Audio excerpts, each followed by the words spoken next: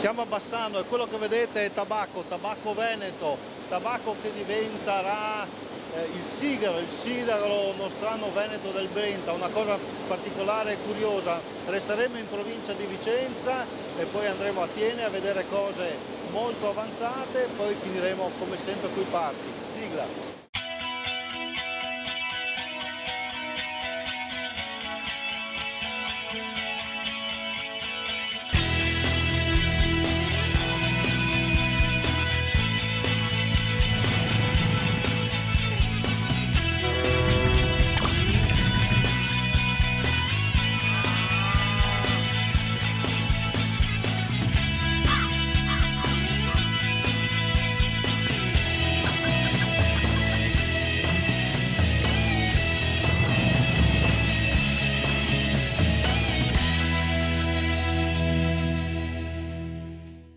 E noi ci siamo spostati però nel punto più simpatico, più importante, cioè quello dove vediamo la nascita del sigaro, ma la cosa è interessante soprattutto se ne comprendiamo tutta l'evoluzione. Allora, Presidente Sergio Martinelli, il Consorzio Tabachicoltori Montegrappa, una storia? Una storia, perché Bassano del Grappa e il canale del Brenta sono terra di tabacco ancora dal 500, quando i frati portarono le prime semi di tabacco dall'America. Finché ci sono stati i contributi europei si coltivava principalmente il tabacco bright, che richiede meno lavorazione. Quello da sigarette, diciamo. Quello delle sigarette. Dopodiché, andati in crisi con i contributi europei, abbiamo recuperato il nostrano del Brenta e ci siamo inventati i sigari che sono fatti qua adesso in maniera artigianale industriale, nel senso che sono sempre fatti a mano, ma hanno una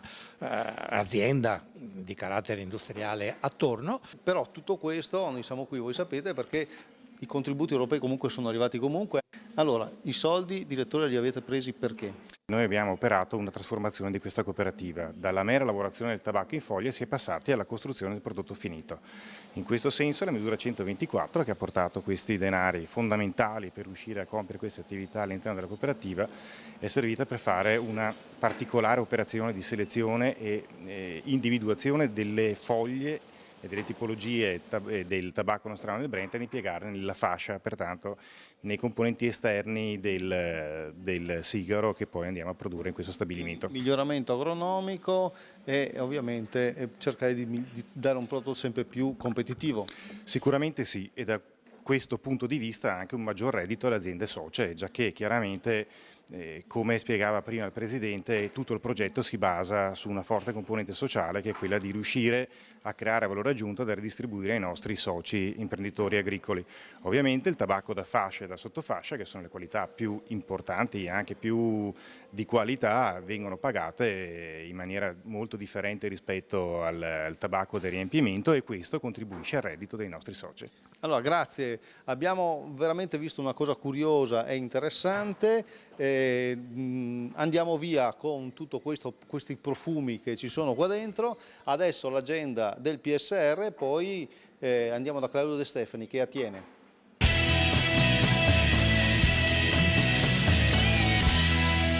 416 milioni di euro per lo sviluppo della montagna veneta nel prossimo programma di sviluppo rurale, oltre il 35% delle risorse totali. Più di 2.300 le richieste per il pacchetto giovani nell'attuale PSR Veneto 2007-2013. Per il ricambio generazionale sono stati finora concessi 151 milioni di euro. La Regione Veneto, in collaborazione con Veneto Agricoltura, ha pubblicato l'Atlante dei prodotti agroalimentari della tradizione veneta 2014.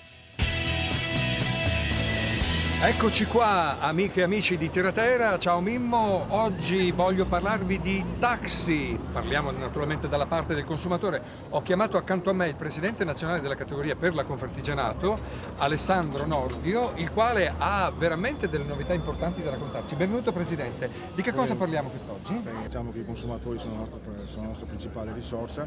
Da sempre abbiamo avuto un rapporto di sereno confronto che ha portato alla realizzazione dal 2006 del numero unico regionale 199-48-50, che consente a tutti i cittadini che si trovano nel Veneto, attraverso un unico numero telefonico, di contattare il taxi più vicino. Lei mi sta dicendo, io sono a Venezia, Padova, Vicenza, Rovigo, piuttosto che l'unico numero a cui mi posso riferire in qualsiasi momento, loro mi dicono qual è il taxi più vicino? Allora, da fisso il collegamento è immediato, da mobile, da cellulare l'utente deve selezionare la provincia in cui si trova.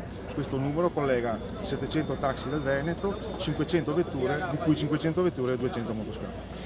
Presidente, abbiamo parlato di numero di telefono, SMS, ma la tecnologia ci viene incontro con un'applicazione, è così? I nuovi strumenti tecnologici ci consentono, attraverso un'app gratuita per il lato cliente, sia Android sia iOS, di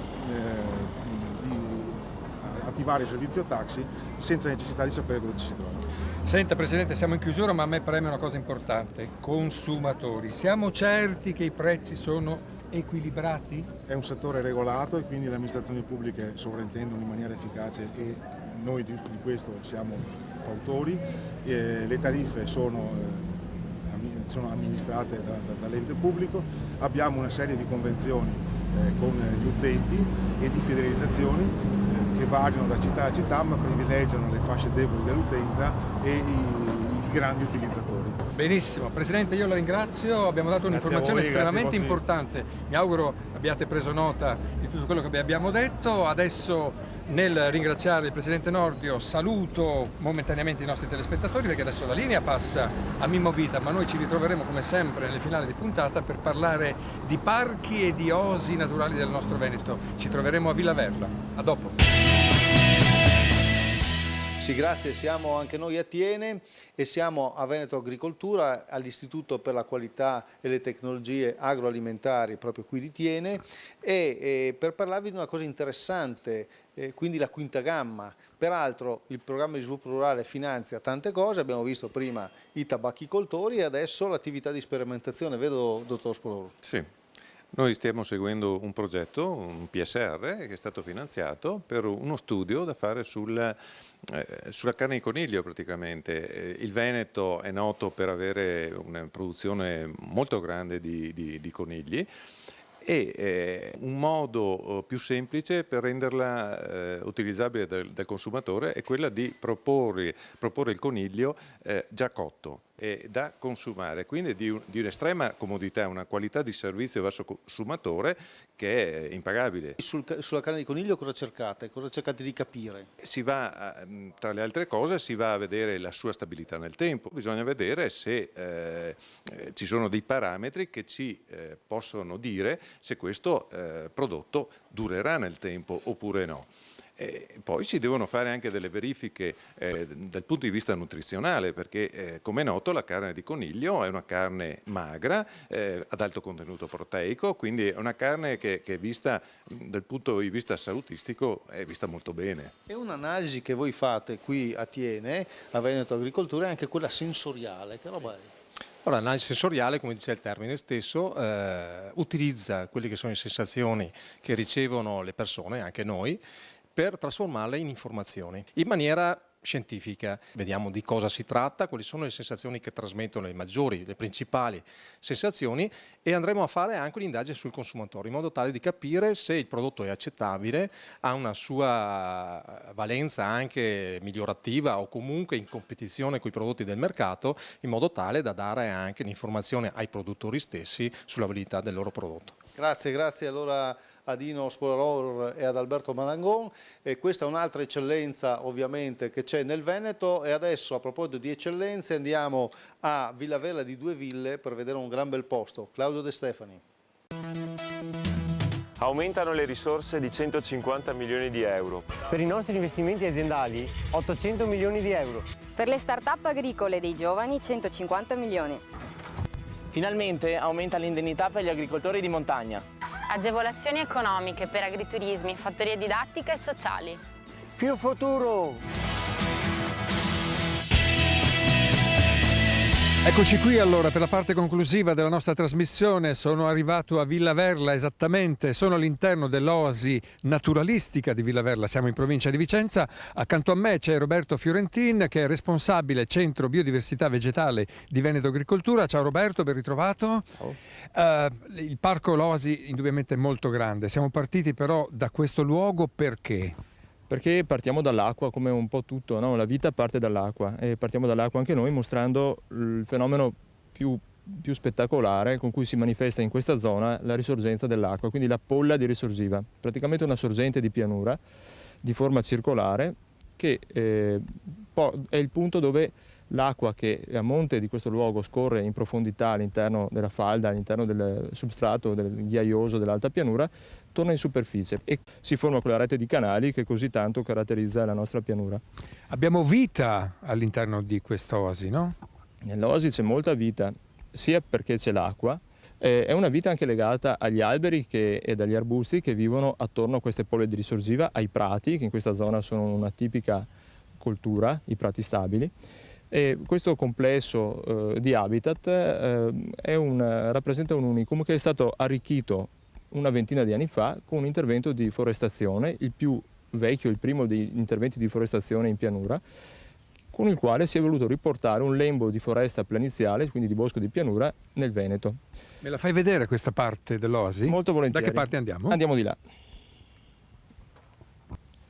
Vedi Claudio, quel grande albero qui alle nostre spalle, 20 anni fa, era esattamente come questo.